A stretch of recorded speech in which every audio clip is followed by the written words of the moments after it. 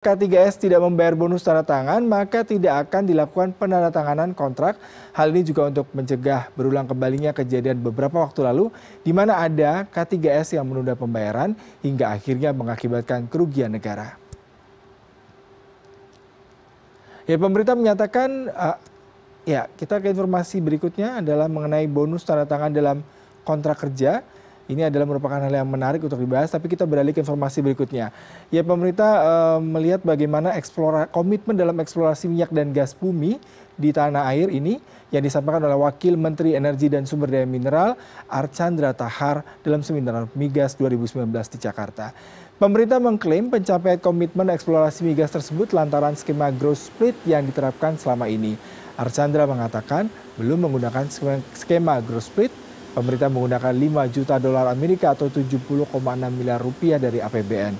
Sementara dengan skema growth split, dana eksplorasi turun jadi 2,1 miliar dolar Amerika, 29,66 triliun rupiah. Itu pun bukan dari dana APBN. Selain itu, pemerintah juga meraup keuntungan dari bonus tanda tangan setiap peralihan blok dengan total 885,3 juta dolar atau 13,3 triliun rupiah dari 40 blok migas. Ya, kita beralih ke informasi selanjutnya.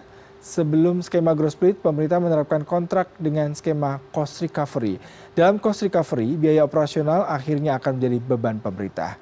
Skema biaya ini akan dinilai tidak efisien dan memangkas penerimaan negara. Belum lagi persetujuan yang rumit dan panjang, sementara dengan skema growth split, perhitungan bagi hasil, kontrak pengelolaan wilayah kerja minyak dan gas bumi migas di Indonesia. Di awal kontrak, dengan skema growth split, bagi hasil antara pemerintah dan kontraktor migas diperhitungkan di muka.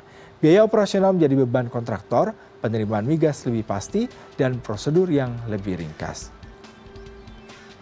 Dan ada pula keunggulan lain dari skema growth split ini, penentuan wilayah kerja dari pemerintah sendiri. Ini artinya kontraktor tidak dapat menentukan sendiri. Pembagian hasil ditentukan negara, yakni dari awal kontrak biasanya. Persentase bagi hasil tidak tetap, berdasarkan kesepakatan keduanya. Selain itu lebih efisien dan tidak mengurangi pendapatan negara atau penerimaan negara di sektor migas menjadi lebih pasti. Serta produksi dapat dibagi di titik serah migas. Nah, mudah-mudahan ini dapat menjelaskan sedikit tentang skema kerjasama pemerintah di sektor migas.